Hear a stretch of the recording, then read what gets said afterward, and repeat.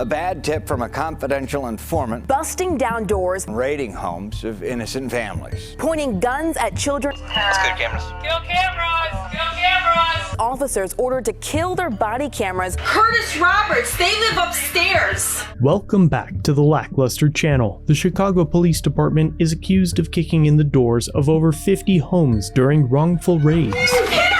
Get on the fucking ground! This is just one of those stories. On November 6th of 2017, Officer Joseph Capello made an arrest and flipped the man to become a confidential informant. That informant allegedly gave Officer Capello an address of a major dealer, but instead of surveilling the address or investigating it in any way, shape, or form, he assembled a crew to kick the door in. Did you request a covert car?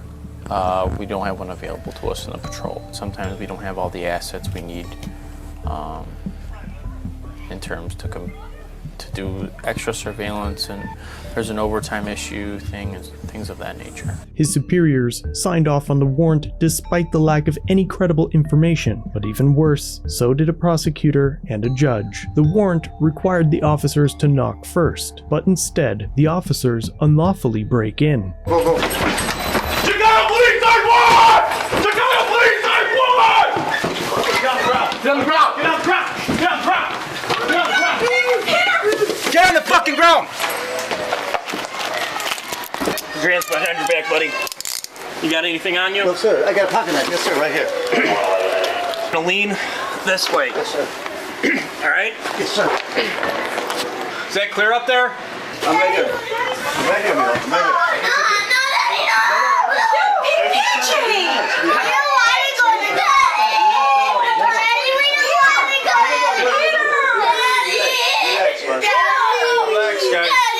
I saw a squawk my back. I was wondering what's going on. I'm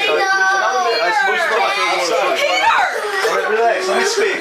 Everything's fine, bud. Everything's fine. And I thought it was for maybe the people up there, the people down here. And when you came like there with the flashlight, I called my husband. I didn't know what the hell was going on. 7-4, right? Yes. Officer Capello, the man responsible for this mess, was not wearing a body cam that day, though he had been assigned one. You were never disciplined for not wearing your body camera that day, correct? That's correct. Okay. I wasn't punished in any way. I wasn't, no reprimand or anything like that. Did anybody talk to you about the investigation that you did? No. However, officers Guzman and Hernandez did wear theirs. And realized that they were in the wrong apartment at 055 Zulu, just minutes after their unlawful entry. He gave us the wrong fucking apartment. He gave us the wrong apartment. He gave us the wrong apartment. He said up the stairs, and it's the first door right there. He gave us the wrong apartment. This one, because remember the pictures I gave you? I think it's upstairs. I was gonna come down. I've never. He said the first floor. I'm saying upstairs based on the windows in the picture.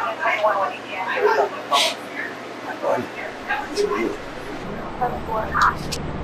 At this point, they know that they've got no legal basis for being inside the apartment, but instead of removing the cuffs from the innocent man, apologizing to the family for breaking into their home, damaging their property, and terrorizing their children, the officers continued to search the home, likely in hopes that they would find something that would allow them to have some sort of justification to continue the search. I did continue to do a search, but it wasn't like a systematic search where I was lifting things up and throwing things around, and I was kind of just doing a surface search. I wasn't really doing a search of this residence. What's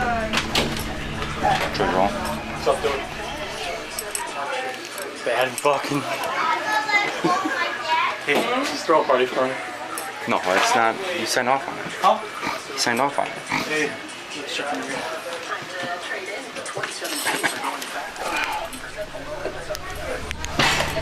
The Chicago Police Department rules say that warrants need to be turned over promptly to the property's occupants. But despite knowing that they were in the wrong house and well into their search, Ms. Mendez had not received one. Who lives up there? I don't know their name. It's a African American couple that live upstairs. how did this ever happen? Me and my husband have That's never why been you're in going trouble to get with a copy of the police. search warrant. Okay. I don't understand, like, our door getting kicked in and all this kind of stuff. We've never been in trouble with the law. I don't understand. I can tell you, you're not the person we're looking for. Okay. While the officers unlawfully rummaged through her belongings, she saw a warrant on the table and grabbed it. Curtis Roberts, they live upstairs. They live upstairs. Why don't you just... All right, baby. The guy got the fucking... That's the couple upstairs. He's on house arrest and all this other kind of bullshit. No, I'm keeping this. I'm keeping this. You keep it. Like I told you, that's what it was for. No, Curtis Roberts lives upstairs. Okay, the information we got said he lived on the second floor. Okay? Okay, baby, that's all right. Relax. Yes, I can tell you, he lives upstairs. How do you know him? I seen the mail. Because you got the paper. You know, we got wrong information. No, that's okay. That's okay. Eventually, the officers left, and the Mendez family, along with multiple others, filed lawsuits against CPD and the city for the unlawful raids. At 8 a.m. today, my law firm filed a federal civil rights lawsuit against the city of Chicago. Despite their mistakes, they did nothing to repair the damage they caused to the home, or replace items that they broke during the search, such as a child's tablet and a Hello Kitty karaoke. And after all of it, no one was arrested in connection with the Mendez family raid, as they never even returned to the corrected address. He was providing narcotics for that area, and still is to this very day. Did the Chicago police ever go back and hit the correct apartment, the apartment where the targets actually lived? No. Worse is that during many of these raids, only one of the correct suspects was later arrested, but in the end, no one was prosecuted. The Civilian Office of Police Accountability, otherwise known as COPA, took over investigations, and over 5 years later, in 2022, they finally recommended that several Chicago police officers and supervisors should be suspended for their roles in the wrongful raid for violations of department rules, special orders, and federal and state laws. It's clear that the officers cut corners on the procedural safeguards that are meant to protect the citizens' Fourth Amendment rights under the Constitution against illegal searches and illegal seizures. But the scary thing is, they don't often put rookies on this type of task force. These are the seasoned vets, the ones that have proven that they're worthy of more than issuing traffic citations. These men are the alleged cream of the crop, bound for leadership roles within the department, and will someday, if not already, be responsible for training probationary officers. Was there something preventing you from contacting a utility company to find out who the account holder of record for that apartment was? I didn't know I was aware I was able to do that. That wasn't something that you were trained on in the police academy? No, I was not. It appears, however, that at this rate and with their current trajectory, their future includes frequent depositions, unless they can figure out a way to avoid these easily avoidable mistakes. Did Judge Burns ask you any questions about your complaint for search warrant or any of the information in your complaint? No. Fortunately for them, breaking the law and violating civil rights is only defensible when your salary and judgment awards come out of the taxpayers' pockets. Everyone on the team was more than polite to the whole family. Get on the ground! They were treated with the utmost respect through the whole time in the search warrant. I wasn't punished in any way. I wasn't, reprimanded or anything like that. Did anybody talk to you about the investigation that you did?